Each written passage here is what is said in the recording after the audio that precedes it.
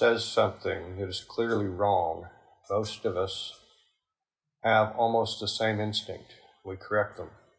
Something like, no, that's not what happened. That's not how it works, or you're misunderstanding the issue. And sometimes, of course, that's exactly what you should do. But here's the strange part. If your real goal is not simply to prove that the other person is wrong, but to actually change their mind, immediately correcting them may be one of the least effective things you can do. Because the moment you say you're wrong, something changes in the conversation. It isn't about the idea anymore. Now it's about them, their judgment, their competence, their credibility, maybe even their status in the room. And once that happens, the conversation you thought you were having about facts can very quickly become a conversation about identity. Which means instead of examining the information you just gave them, they start defending themselves. And this is one of the reasons perfectly good arguments fail. You can have the better facts, you can have better evidence or stronger logic, and still lose the argument, not because your reasoning was weak, but because the way you delivered it made it psychologically harder for the other person to agree with you. Think about a simple workplace example. Someone in a meeting says, we tried that strategy last year and it failed. You happen to know that's not really what happened. Maybe the strategy itself wasn't the problem. Maybe it was poorly implemented. Maybe the budget was cut halfway through. Maybe the project was abandoned before anyone had enough information to determine whether the strategy actually was working.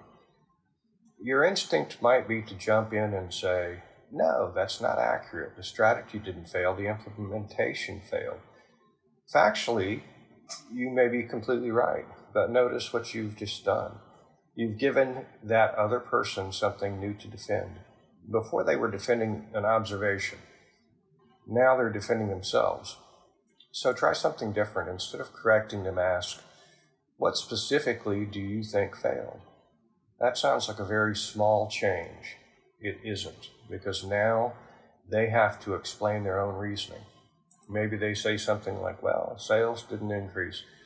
And you ask, well, was increase in sales the only measure we were using? Now something interesting can happen.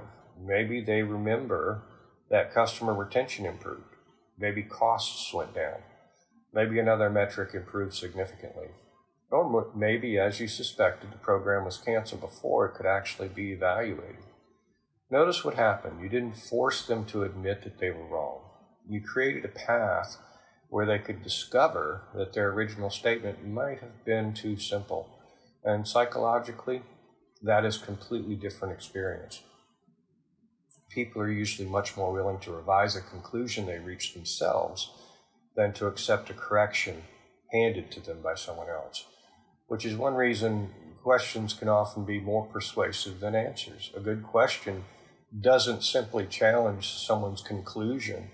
It makes them examine the structure underneath that conclusion. What makes you think that? What evidence would change your mind? How would that explain this part?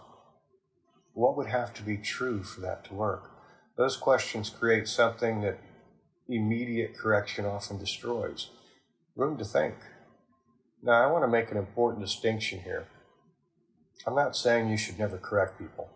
There are situations where accuracy matters far more than persuasion.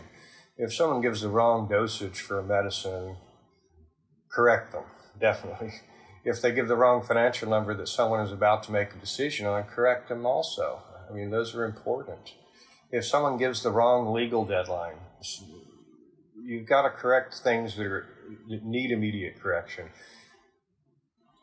And there's no reason to pretend that two positions are equally valid when they're clearly not. The point isn't never tell anyone they're wrong. The point is know what you're trying to accomplish. If your goal is simply to establish the record, correction may be exactly the right approach. But if your goal is to actually move someone's thinking, it may be worth resisting the urge to lead with the correction. Because there's another problem with correcting people too quickly. Sometimes you don't actually understand why they believe what they believe. You hear the conclusion, and because you disagree with it, you assume you understand the reasoning that produced it, but you might not. And if you attack the conclusion before discovering the reasoning behind it, you can spend 5 minutes passionately arguing against an argument the other person never actually made. We've all seen conversations like this. Two people becoming increasingly frustrated with each other, only to eventually discover that they were arguing about two completely different things.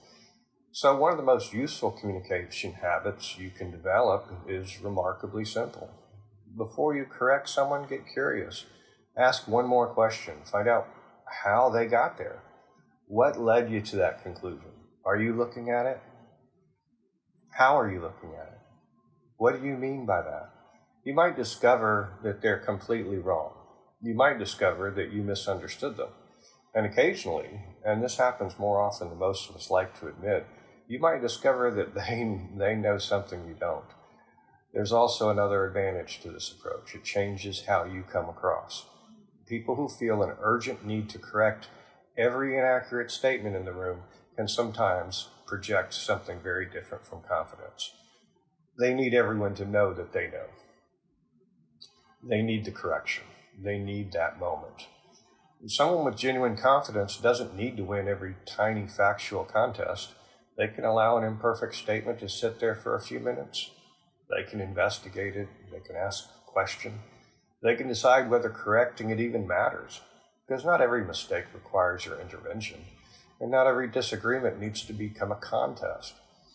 So here's something simple to try. The next time somebody says something you believe is wrong, delay your correction by, say, 10 seconds.